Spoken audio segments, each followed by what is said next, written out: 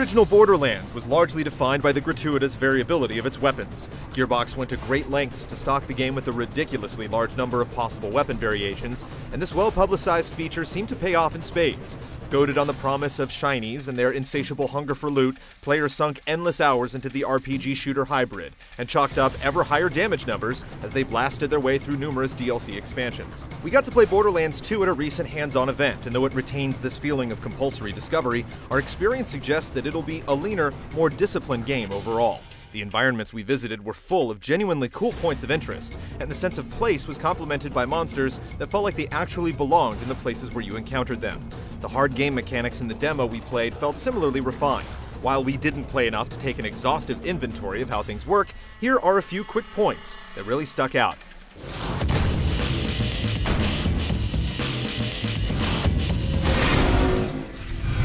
The demo we played had two characters available, Maya the Siren and Salvador the Gunzerker. Both have defining abilities that operated on a cooldown, which you could access right from the get-go. Salvador has the ability to go into a gun's akimbo rage and lay waste to his targets for a few seconds.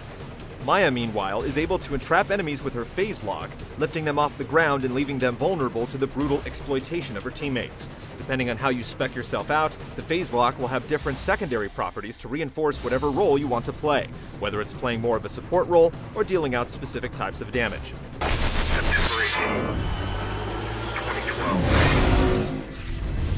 Borderlands 2 creative director Paul Hellquist spoke to us at length about how the different gun manufacturers will have their brand identities emphasized in the sequel.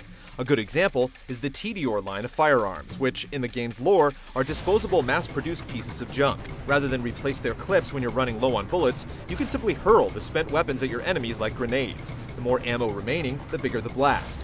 Hellquist also mentioned that the stories surrounding the manufacturers will be more pronounced, which could go a long way toward expanding the game's fiction by exploring one of the more interesting corners of Borderlands lore.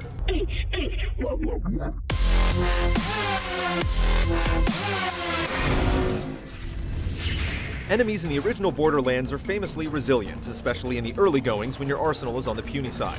Based on what we played, it's the same in Borderlands 2, though we encountered an enemy whose design took smart advantage of the game's beefy hit point counts.